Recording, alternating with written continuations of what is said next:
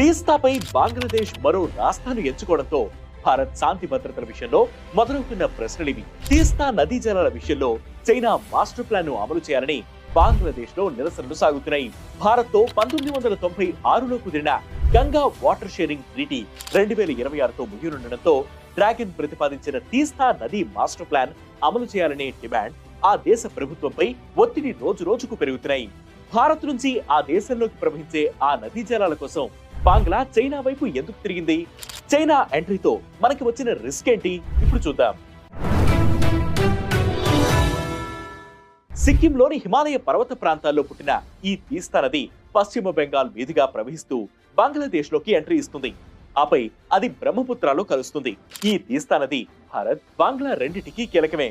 నదీ జలాలు తక్కువ ఉన్న టైంలో భారత్ ఆ నీళ్లను రిస్ట్రిక్ట్ చేస్తోందని, దీనివల్ల తమకు వ్యవసాయం సహా నిత్యావసరాలకు నీళ్ల కొరత ఏర్పడుతుందనేది బంగ్లాదేశ్ కంప్లైంట్. అలాగే వర్షాకాలంలో వరదలతో ఇబ్బంది పడుతున్నామని, దీనిపై తగిన మెరుగైన నిర్ణయం సహా ఏడాది పాటు సరిపడా నీళ్లు అందేలా షేర్ ఉండాలని బంగ్లాదేశ్ కోరుతోంది. దీనిపై 1990 నుంచి చర్చలు జరుగుతున్నా డీల్ మాత్రం ఫైనల్ కాలేదు. దీనికి అనేక రాజకీయ కారణాలున్నాయి. ఈ డీల్ ను పశ్చిమ బెంగాల్ సీఎం మమతా బెనర్జీ వ్యతిరేకించడం కూడా ఇందులో ఒకటి. 40-40 నిష్పత్తిలో తీస్తా నదీ జలాలను ఇరు దేశాలు పంచుకోవాలని 2011లో ఇరు దేశాలు ప్లాన్ చేశాయి.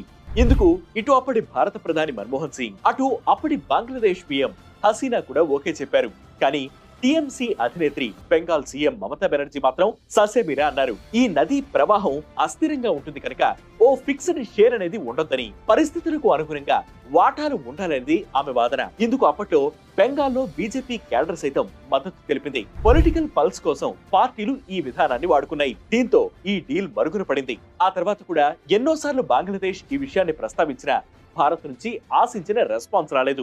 ఇదే అవకాశంగా భావించి డ్రాగన్ ఈ వివాదంలోకి ఎంట్రీ ఇచ్చింది. తీస్తా రిజర్వాయర్ ప్రాజెక్టు పై బంగ్లాదేశ్ కు ప్రపోజల్స్ పంపింది. బంగ్లాదేశ్ సైతం 2016 నుంచి దీనిని ఓ ఆల్టర్నేటివ్ గా పెట్టుకుంది.